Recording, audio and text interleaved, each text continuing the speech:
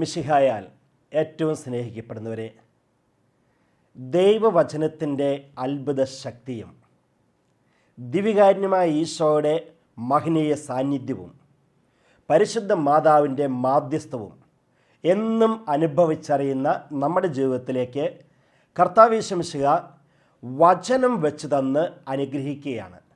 അതുകൊണ്ട് തന്നെ യേശു എന്ന ആ ധന്യനാമത്തിന് നമുക്ക് ഹൃദയപൂർവ്വം പ്രാർത്ഥനാപൂർവ്വം നന്ദി പറഞ്ഞുകൊണ്ട് വേണം ദൈവവചനം ശ്രവിക്കാനായിട്ട്.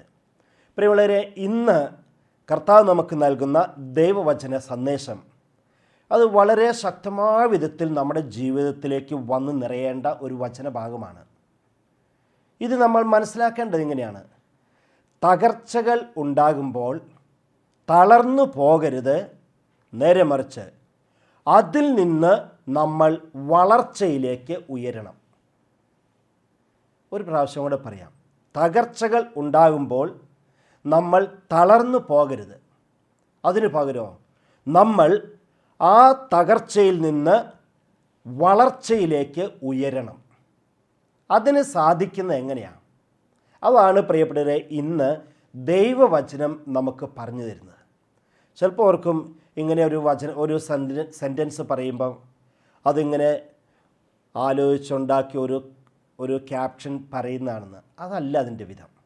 നേരെ മറിച്ചോ, വിശുദ്ധ ഗ്രന്ഥത്തിൽ ഉടനീളം ഓരോരോ വ്യക്തികളെ കാണുമ്പം അവരുടെ ജീവിതം, അവരെ കർത്താവ് നയിച്ച വിധം, അവസാനം അവർ എങ്ങനെ എവിടെ എന്തായി തീർന്നു എന്നൊക്കെ കാണുമ്പം പ്രിയപ്പെട്ടവരെ, ഇത് അക്ഷരം പ്രതി സത്യമാണെന്ന് നമുക്ക് മനസ്സിലാകും. ജീവിതത്തിൽ തകർച്ചകൾ ഉണ്ടാകുമ്പോൾ അയ്യോ വലിയ തകർച്ചയായല്ലോ, അപ്രതീക്ഷിതമായി വന്നു പോയില്ലോ, ഇനി എന്ത് ചെയ്യും, ഇനി ജീവിക്കാൻ പറ്റില്ല, ഇനി ജീവിതമില്ല എന്നൊക്കെ വിചാരിച്ച് തളർന്നു പോകരുത്. നേരെ മറിച്ചോ, ആ തകർച്ചയിൽ നിന്ന് കർത്താവ് രക്ഷിക്കുമെന്ന് ഉറച്ച വിശ്വാസത്തോടെ കർത്താവിനോട് ചേർന്ന് നിൽക്കണം. ആദ്യമായി നമ്മൾ മനസ്സിലാക്കുന്ന ഉൽപ്പത്തി പുസ്തകം 40 അധ്യായത്തിലെ 14-15 ദൈവവചന ഭാഗമാണ്. എന്നും അത്ഭുതത്തോടെ അല്ലാതെ വായിക്കാനോ ധ്യാനിക്കാനോ ഉള്ളിലേക്ക് സ്വീകരിക്കാനോ പറ്റാത്ത ഒരു വ്യക്തിയാണ് പൂർവ്വ യൗസേപ്പ്. അത്ഭുതത്തോടെ മാത്രമേ ആ മനുഷ്യനെ നമുക്ക് സ്വാംശീകരിക്കാൻ മനസ്സിലാക്കാൻ സാധിക്കുകയുള്ളൂ. ഈ പൂർവ്വ യൗസേപ്പിൻ്റെ ജീവിതം നോക്കി നോക്കിയേ, മുഴുവനും തകർച്ചയുടെ മാത്രം വഴിയിലൂടെയായിരുന്നു. തകർച്ചയുടെ വഴിയിലൂടെയല്ല, കുഴിയിലൂടെയായിരുന്നു പോയിക്കൊണ്ടിരുന്നത്. എന്തേ? ആദ്യം സഹോദരന്മാരെടുത്ത് പൊട്ടക്കിണറ്റിലിട്ടു, എന്നിട്ട് അവിടുന്ന് പൊക്കിയെടുത്ത് വിദേശികൾക്ക് വിറ്റു. അവിടെ ചെന്നപ്പോഴോ താൻ മനസ്സറിയാത്ത ഒരു തെറ്റിന്, മനസ്സുകൊണ്ട് പോലും ചിന്തിക്കാത്ത ഒരു തെറ്റ് തൻ്റെ മേൽ അടിച്ചേൽപ്പിച്ച് ജയിൽവാസം അനുഭവിക്കേണ്ടി വന്നു. അത് ഇരുട്ടറയിലാണ്. 1, 2, 3 വർഷമല്ല ജോസഫ് കഴിഞ്ഞത്, 13 വർഷം. എന്നാൽ പ്രിയപ്പെട്ടവരെ, ഇത്രയേറെ വർഷം അവിടെ കിടക്കേണ്ടി വന്നിട്ടും ആ തകർച്ചയിൽ ജോസഫിൻ്റെ മനസ്സ് തളർന്നു പോയില്ല. വലിയ തകർച്ചയാണ് ജീവിതത്തിലുണ്ടായത്, ചിന്തിക്കാൻ പറ്റാത്ത വിധത്തിലുള്ള തകർച്ചയാണ്. പക്ഷേ ജോസഫിൻ്റെ മനസ്സ് തളർന്നു പോയില്ല. എന്തേ കാരണം എന്നോ? ഹൃദയവും മനസ്സും ചിന്തയും ബുദ്ധിയും ഒക്കെ പിതാവായ ദൈവത്തോട് ചേർന്ന് വച്ചിരിക്കുകയായിരുന്നു. ശരീരം മാത്രമായിരുന്നു ജയിലിലുണ്ടായിരുന്നത്. ബാക്കി അദ്ദേഹത്തിൻ്റെ ചിന്തകൾ, അദ്ദേഹത്തിൻ്റെ ഹൃദയം, അദ്ദേഹത്തിൻ്റെ മനസ്സ്, അദ്ദേഹത്തിൻ്റെ മനോവിചാര വികാരങ്ങൾ എല്ലാം ദൈവത്തിലായിരുന്നു, ദൈവത്തോട് ചേർത്ത് വച്ചിരിക്കുകയായിരുന്നു. അതുകൊണ്ട് മാത്രമാണ് പ്രിയപ്പെട്ടവരെ ഇത്രയേറെ വർഷം ജയിൽ വാസം അനുഭവിക്കേണ്ടി വന്നിട്ടും അദ്ദേഹം തളർന്നു പോകാതിരുന്നത്.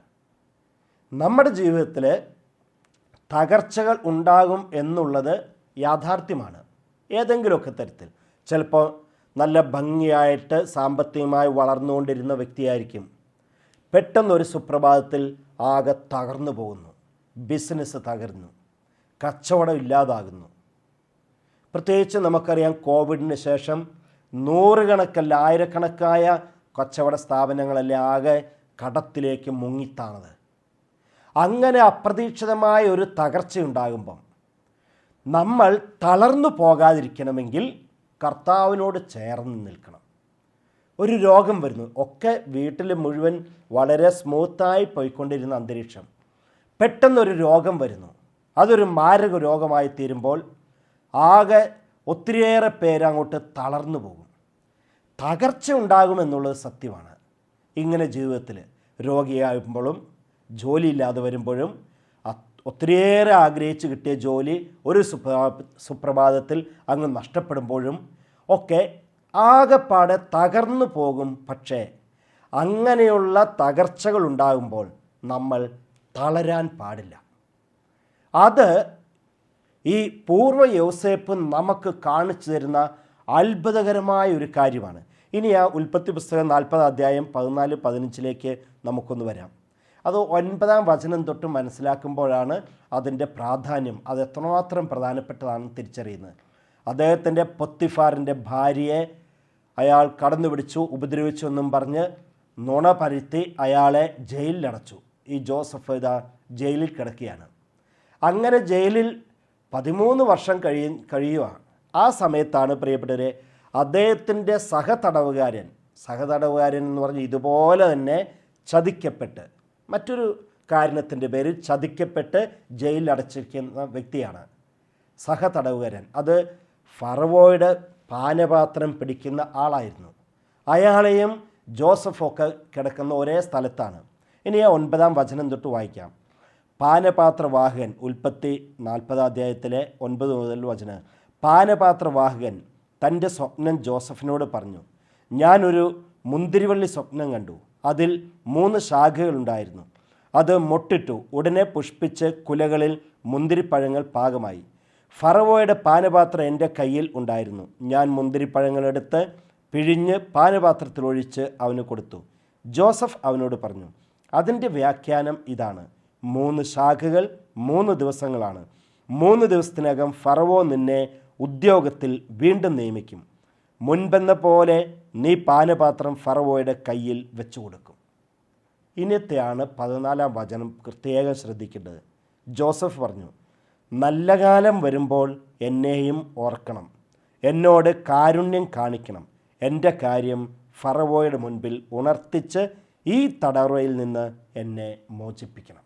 ഇതാണ് പ്രിയപ്പെട്ടവരെ, ജോസഫ് ആ തടവറയിൽ കിടന്ന് മടുത്തു.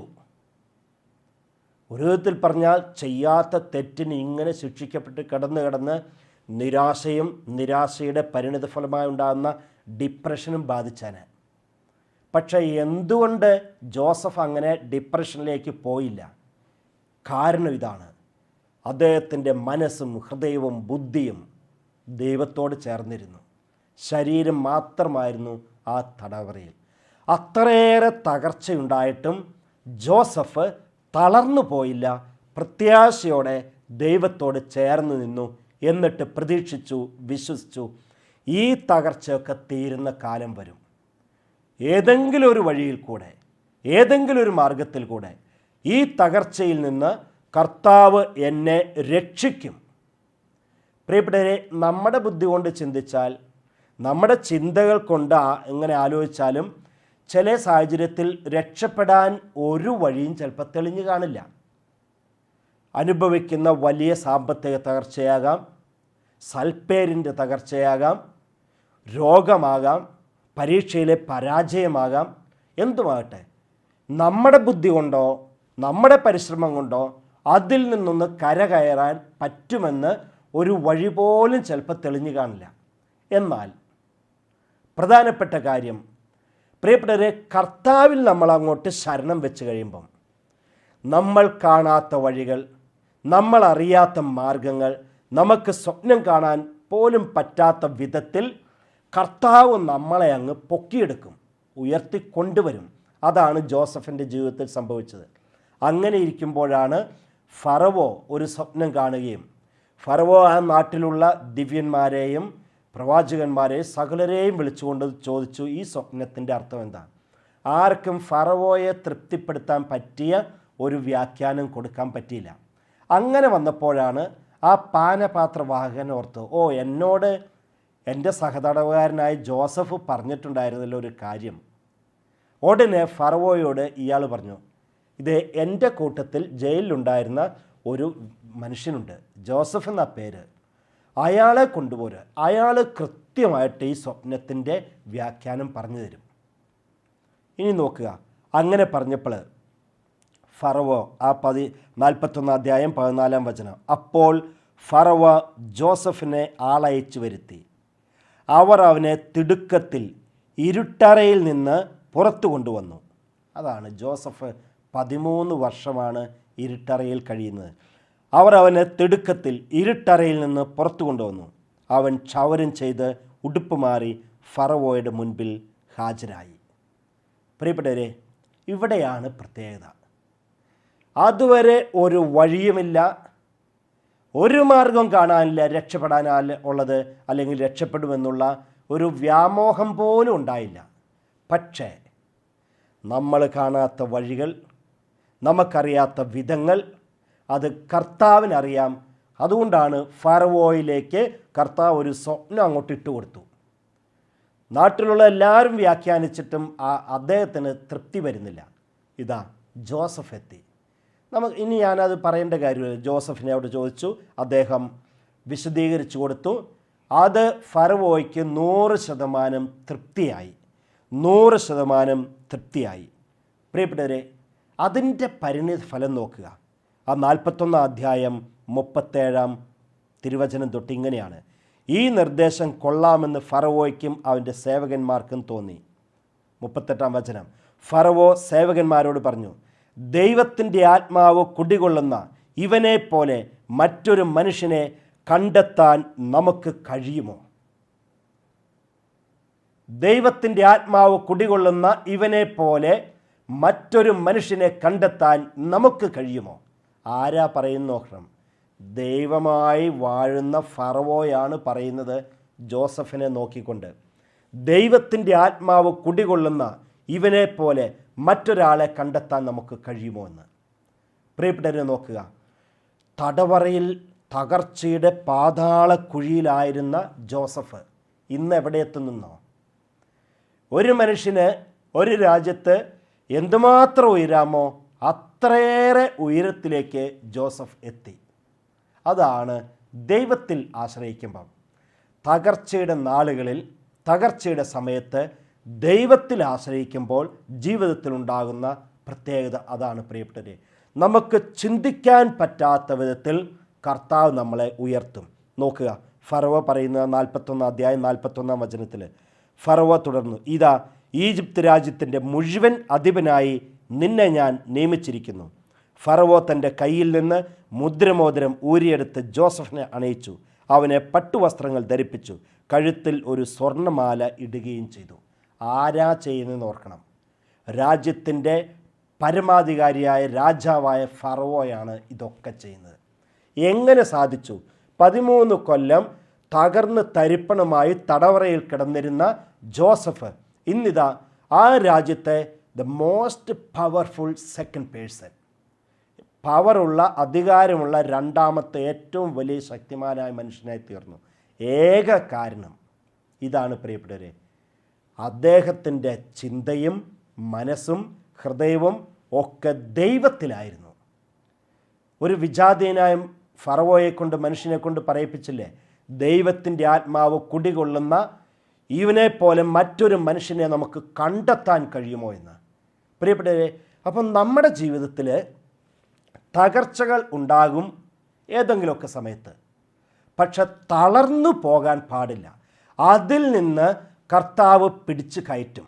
നോക്കുക, ദാവീദിൻ്റെ ജീവിതത്തിലേക്കൊന്ന് വന്ന് നോക്കിയേ. ദാവീദിൻ്റെ ജീവിതത്തിൽ വലിയ തകർച്ചയുണ്ടായി. അയാൾ ഇങ്ങനെ വെച്ചടി കയറിയ ഒരു മനുഷ്യനാണ്. അങ്ങനെ രാജാവായി തീർന്ന വ്യക്തിയാണ്. ആരായിരുന്നു ഓർക്കണം? വെറും ഒരു ഇടയ ബാലൻ. കർത്താവ് വളർത്തി ഉയർത്തിക്കൊണ്ടുവന്ന് രാജാവാക്കി. പക്ഷേ രാജാവായി ജീവിക്കുന്ന സമയത്ത് അദ്ദേഹം 2 വലിയ തെറ്റ് ചെയ്തു. തകർന്ന് തരിപ്പണമായി ഈ ദാവീദ്. അതോടുകൂടി അവരുടെ കുടുംബത്തിലും അതിൻ്റെ ദുരന്തങ്ങൾ ഒന്നിനു പിന്നാലെ ഒന്നായി ഉണ്ടായിക്കൊണ്ടിരുന്നു. പക്ഷേ ദാവീദിനൊരു പ്രത്യേകത ഉണ്ടായിരുന്നു.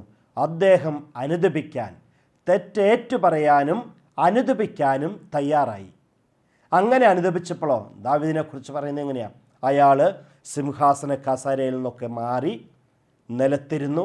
എന്നിട്ടോ ഈ പട്ടുവസ്ത്രങ്ങൾ, ആടയാഭരണങ്ങൾ ഒക്കെ ഊരിവെച്ച് മാറ്റിവെച്ച് അയാൾ ചാക്കുടുത്ത് ചാരം പൂശി ഉപവസിച്ച് ദൈവമായ കർത്താവിനെ വിളിച്ചപേക്ഷിച്ചു ചെയ്ത തെറ്റിന് പരിഹാരമായിട്ട്. ഇനി 130 സങ്കീർത്തനം ദാവീദ് അങ്ങ് എഴുതിയത് തൻ്റെ അവസ്ഥയെ വിവരിച്ചുകൊണ്ടാണ്. എന്തുമാത്രം ഞാൻ തകർന്നു, എന്തുമാത്രം തകർച്ചയുടെ അഗാധത്തിലാണ് എത്തിയിരിക്കുന്നത് എന്ന് ദാവീദ് ഇതാ അങ്ങനെ ആ പശ്ചാത്താപത്തോടെ എഴുതിയിരിക്കുന്നതാണ് 130 സങ്കീർത്തനം. അതിൻ്റെ 1, 2, 3 വചനങ്ങൾ മാത്രം ഒന്ന് നോക്കി നോക്കി. ഇങ്ങനെയാണ്: കർത്താവേ, അഗാധത്തിൽ നിന്ന് ഞാൻ അങ്ങയെ വിളിച്ചപേക്ഷിക്കുന്നു. കർത്താവേ, എൻ്റെ പ്രാർത്ഥന കേൾക്കണമേ. ചെവി ചായ്ച്ച് എൻ്റെ യാചനകളുടെ സ്വരം ശ്രവിക്കണമേ. എന്നിട്ട് ആ 3-ാം വചനം പറയുന്നത്: കർത്താവേ, അങ്ങ് പാപങ്ങളുടെ കണക്ക് വെച്ചാൽ ആർക്ക് നിലനിൽക്കാനാവും? ഇതാണ് പ്രിയപ്പെട്ടവരെ ദാവീദിൻ്റെ വലിപ്പം എന്ന് പറയുന്നത്. ആ തകർച്ചയുടെ പാതാള കുഴിയിൽ കിടക്കുന്ന ദാവീദ് അത്രേ പരിതാപാവസ്ഥയിൽ കിടന്നുകൊണ്ട് നിരാശപ്പെടുകയല്ല ചെയ്ത്, തളർന്നു പോവുകയല്ല ചെയ്ത്. ആ തകർച്ചയിൽ നിന്ന് പിടിച്ചു കയറാൻ കർത്താവിനെ വിളിച്ചു.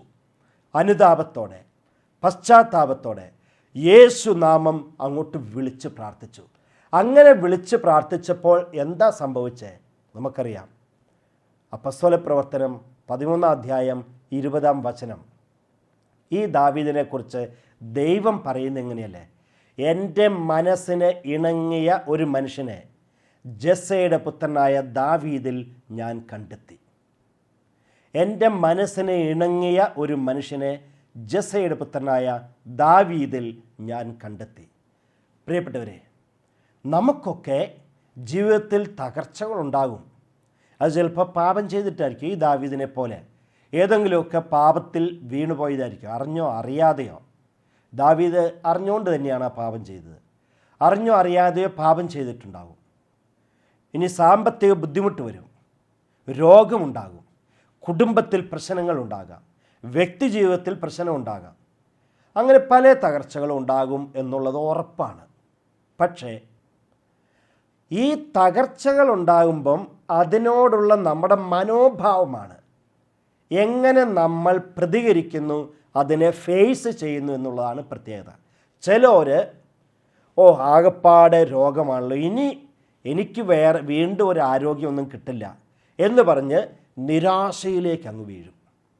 സാമ്പത്തികമായിട്ട് പെട്ടെന്ന് അങ്ങോട്ട് ഇടിഞ്ഞു പോകുമ്പം, കടം കയറി വരുമ്പം കുറേ പേര് നിരാശപ്പെടും. എന്നിട്ടോ ചിലർ പോയി ആത്മഹത്യ ചെയ്യും, ചിലർ പുറപ്പെട്ടു പോകും, ഇനി രക്ഷയില്ല എന്ന് ചിന്തിച്ചുകൊണ്ട്.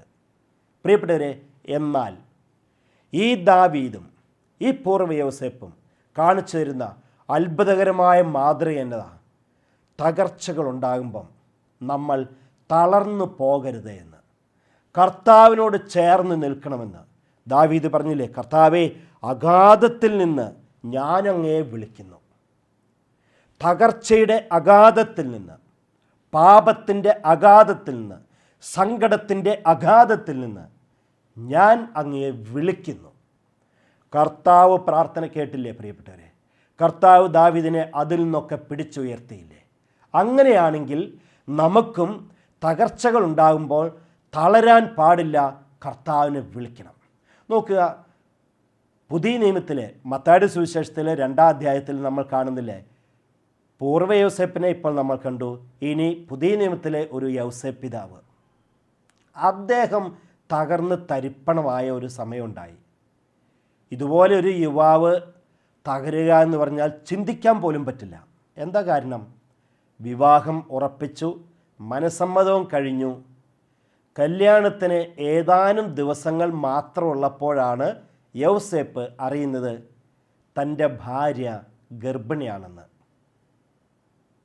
ഏത് ചെറുപ്പക്കാരനാ പ്രിയപ്പെട്ടവരെ തകർന്നു പോകാതിരിക്കുന്നത്? ഏതൊരാളാണ് അത്രയേറെ സ്വപ്നങ്ങൾക്ക് നെയ്ത്, അത്രയേറെ നല്ലൊരു കുടുംബം സ്വരുക്കൂട്ടണം, ഉണ്ടാക്കണം, നല്ലൊരു ജീവിതം നയിക്കണം എന്നൊക്കെ വിചാരിച്ച് ഇങ്ങനെ ഒരു സ്വപ്നലോകത്ത് ജീവിക്കുന്ന സമയത്ത് അറിയുകയാണ്, ഇടിത്തീ പോലെയാണ് വന്നത് തൻ്റെ ഭാര്യ ഗർഭിണിയാണ് എന്നുള്ള വിവരം. അദ്ദേഹം തകർന്നുപോയി, ആകെ തകർന്നുപോയി. പക്ഷേ തളർന്നില്ല. അതാണ് പ്രത്യേകത. അതുകൊണ്ടാണ് യോസേപ്പിനെക്കുറിച്ച് മത്തായിയുടെ സുവിശേഷം 2-ാം അധ്യായത്തിൽ പറയുന്നത്, അവൻ രഹസ്യമായി മറിയത്തെ ഉപേക്ഷിക്കാൻ തീരുമാനിച്ചു. അല്ലെങ്കിലോ വാശിയും വൈരാഗ്യവും തീർക്കുമെന്ന് പറഞ്ഞുകൊണ്ട് അന്ന് കാലത്ത് പോലെ ഇവള് ഗർഭിണിയാണ്, ഇവളെ ഞാൻ കെട്ടാൻ പോണില്ല, അവിഹിത ബന്ധത്തിൽ ഗർഭം ധരിച്ചോളാം എന്നും പറഞ്ഞുകൊണ്ട് പരസ്യപ്പെടുത്തിയാൽ, അങ്ങനെയാണെങ്കിൽ മറിയം കല്ലെറിയപ്പെട്ടു ചാകുമായിരുന്നു. പക്ഷേ പ്രിയപ്പെട്ടവരെ, ആ മനുഷ്യൻ നീതിമാനാകിയാൽ, വചനം പറയുന്നത് ഇങ്ങനെയല്ലേ, അവൻ ജോസഫ് നീതിമാനാകിയാൽ മറിയത്തെ രഹസ്യമായി ഉപേക്ഷിക്കാൻ തീരുമാനിച്ചു. ഇവിടെയാണ് പ്രിയപ്പെട്ടവരെ ഈ ജോസഫ് എന്ന മനുഷ്യൻ്റെ വലിപ്പവും മഹത്വവും. അദ്ദേഹം തകർച്ചയുണ്ടായി, പക്ഷേ തളർന്നു പോയില്ല. അതിൻ്റെ പരിണിതഫലം എന്താ? കർത്താവ് ദൈവത്തിൻ്റെ ദൂതൻ സ്വപ്നത്തിൽ പ്രത്യക്ഷപ്പെട്ടില്ലേ? അതാണ്. എന്നിട്ട് പറഞ്ഞില്ലേ, ഇതാണ് സത്യം, ഇതാണ് യാഥാർത്ഥ്യം, ഇങ്ങനെയാണ്, അതുകൊണ്ട് പേടിക്കണ്ട എന്ന്. പ്രിയപ്പെട്ടവരെ, ദൈവം അങ്ങനെ ദൈവദൂതനിലൂടെ ജോസഫിന് ആ സന്ദേശം കൊടുത്തപ്പം അത് അതേപടി സ്വീകരിച്ച് അതേപടി അംഗീകരിച്ച് ജോസഫ് പ്രവർത്തിച്ചു. അതുകൊണ്ട് എന്തുണ്ടായി? അതാണ് ജോസഫ് ഈ ഭൂമുഖം ഉള്ളിടത്തോളം കാലം, നമ്മൾ ഈ ഭൂമുഖത്ത് ജനം ഉള്ളിടത്തോളം കാലം ജോസഫിന് അനുഗ്രഹിക്കപ്പെട്ട വ്യക്തി, നീതിമാനായ വ്യക്തി. അതിനേക്കാളൊക്കെ ഉപരി ദൈവപുത്രൻ്റെ വളർത്തപ്പൻ എന്ന നാമം അറിയപ്പെടും. ഈശോയുടെ വളർത്ത് പിതാവായ ജോസഫ് വിശുദ്ധ യൗസേപ്പ് എന്നറിയപ്പെടും. അതാണ് പ്രിയപ്പെട്ടവരെ, തകർച്ചയുടെ പാതാളക്കുഴിയിൽ എത്തിയാലും നമ്മൾ തളർന്നു പോകരുത്. നമ്മളെ കർത്താവ് കൈപിടിച്ചുയർത്തും, നമ്മളെ കർത്താവ് രക്ഷിക്കുക തന്നെ ചെയ്യും. യോന പ്രവാചകൻ്റെ ജീവിതം അങ്ങനെ തന്നെയല്ല. തകർന്ന് തരിപ്പണമായി തിമിംഗലം എടുത്ത് വിഴുങ്ങിയപ്പോഴാണ് യോനായ്ക്കെന്ന് പ്രാർത്ഥിക്കാൻ തോന്നിയത്. യോന പ്രാർത്ഥിച്ചു, കർത്താവേ, ഇതാ ഞാൻ ഇല്ലാതായിത്തീരുന്നു, എന്നെ രക്ഷിക്കണമേ എന്ന് അയാൾ അങ്ങോട്ട് വിളിച്ച് പ്രാർത്ഥിച്ചു. കർത്താവ് രക്ഷിക്കുകയും ചെയ്തു. പ്രിയപ്പെട്ട മക്കളെ, അതുകൊണ്ട് നമ്മൾ ഓരോരുത്തരും കർത്താവിൽ അങ്ങോട്ട് പൂർണ്ണമായും ആശ്രയിക്കുമ്പോൾ ദൈവം നമ്മളെ രക്ഷിക്കുമെന്നും കർത്താവ് നമ്മളെ ഉയർത്തുമെന്നും വിശ്വസിക്കണം. അതാണ് യെശയ്യാ പ്രവാചകൻ്റെ പുസ്തകം 40-ാം അധ്യായം 31-ാം വചനം പറയുന്നത്, ദൈവത്തിൽ ആശ്രയിക്കുന്നവർ വീണ്ടും ശക്തി പ്രാപിക്കും, അവർ കഴുകന്മാരെ പോലെ ചിറകടിച്ചുയരും, അവർ ഓടിയാലും ക്ഷീണിക്കുകയില്ല, നടന്നാൽ തളരുകയുമില്ല. തകർച്ചകൾ നമ്മുടെ ജീവിതത്തിൽ വരുമ്പോൾ തളർന്നു പോകാതിരിക്കാൻ നമുക്കും ദൈവത്തിൽ ആശ്രയിക്കാം.